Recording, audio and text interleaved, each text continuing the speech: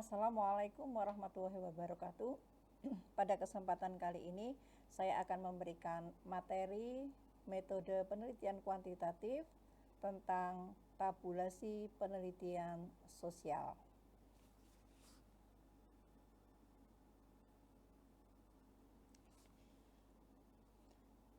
Jadi dalam proses penelitian ini terdiri dari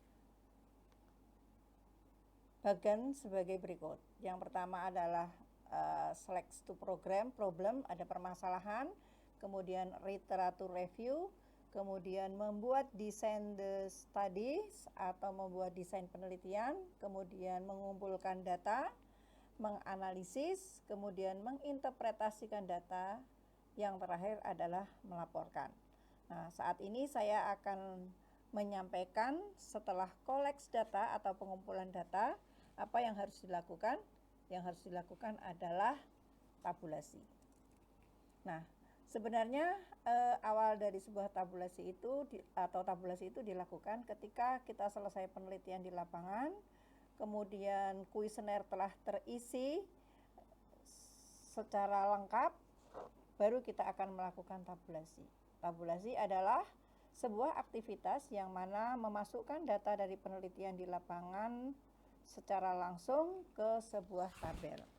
Tujuan umum dari tabulasi ini adalah mempermudah agar lebih sederhana, ringkas, hingga mudah difahami karena dalam berbentuk tabel. Nah, proses di dalam tabulasi itu terdiri dari yang awal adalah pengolahan dan data analisis. Pengolahan data analisis itu ada pengolahan data itu sendiri yang terdiri dari pengeditan data, pengkodean data, kemudian tabulasi. Yang kedua adalah penyajian data dalam bentuk tabel, bisa dalam bentuk diagram. Yang ketiga adalah deskripsi atau ukuran data. Yang terdiri dari ukuran pemusatan dan ukuran penyebaran data. Yang terakhir adalah pengujian hipotesis, yaitu bisa hipotesis komparatif maupun hipotesis analisis. Yang nanti akan saya sampaikan di sini hanya 1, 2, dan 3. Kemudian untuk pengujian hipotesis nanti akan saya sampaikan pada saat pengujian statistik atau analisis pengujian hipotesis di pertemuan ke-9.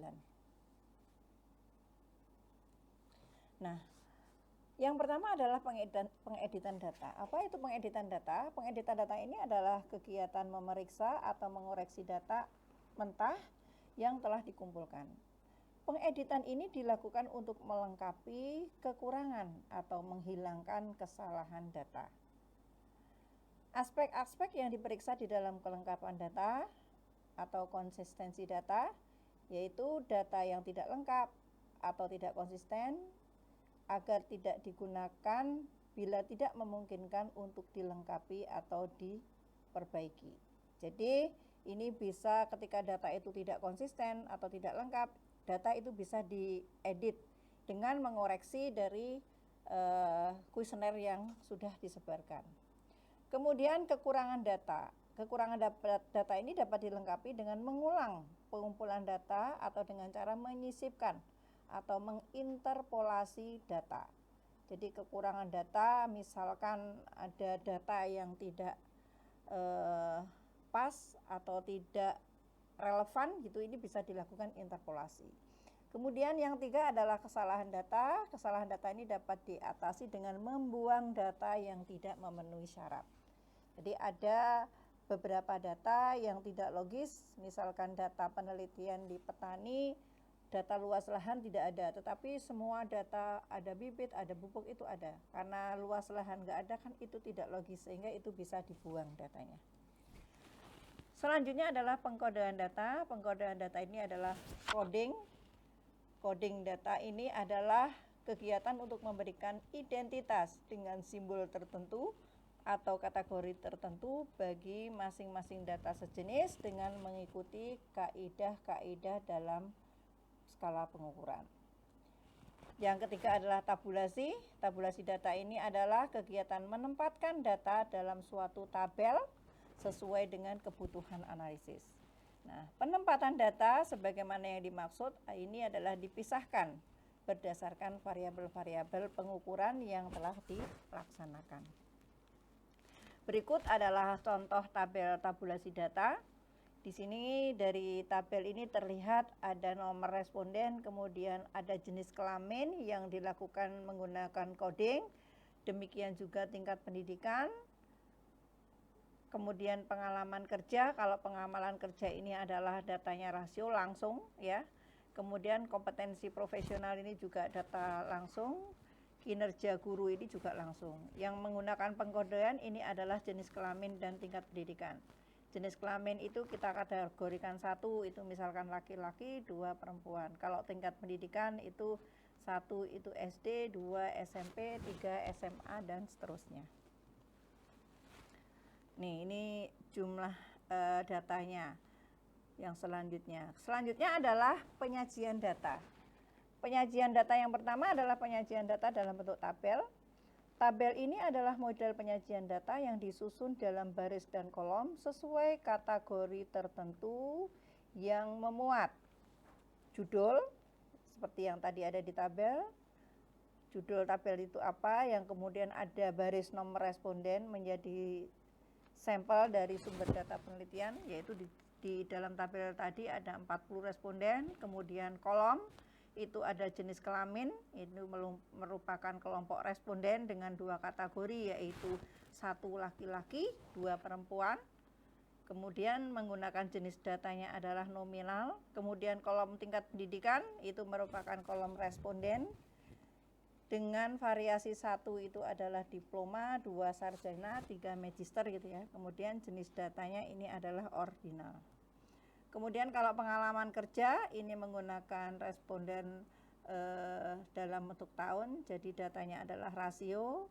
Kemudian kompetensi profesional ini menggunakan data interval gitu ya.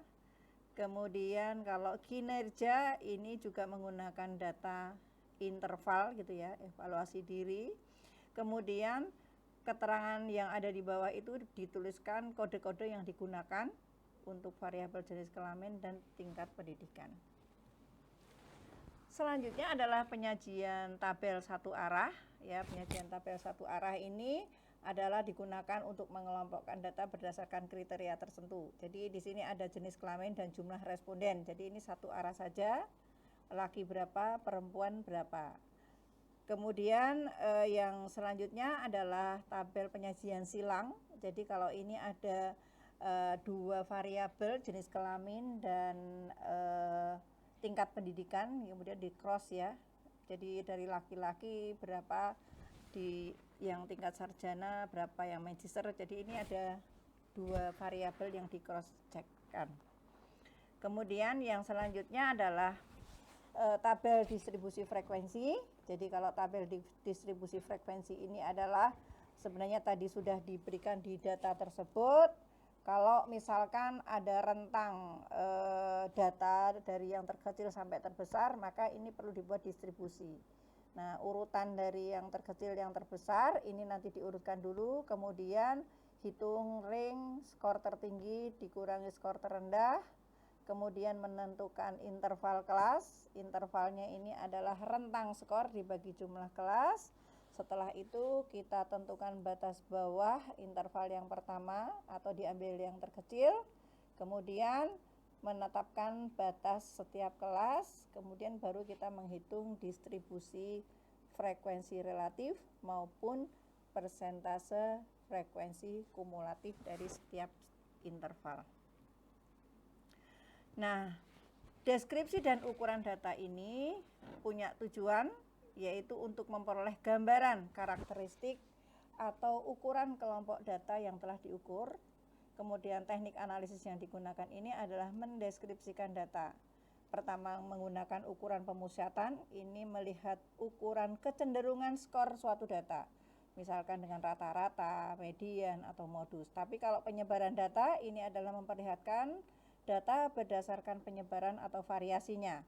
Misalkan dengan kisaran data, varian, atau simpangan batu. Demikian pertemuan tentang tabulasi untuk penelitian sosial. Terima kasih. Assalamualaikum warahmatullahi wabarakatuh.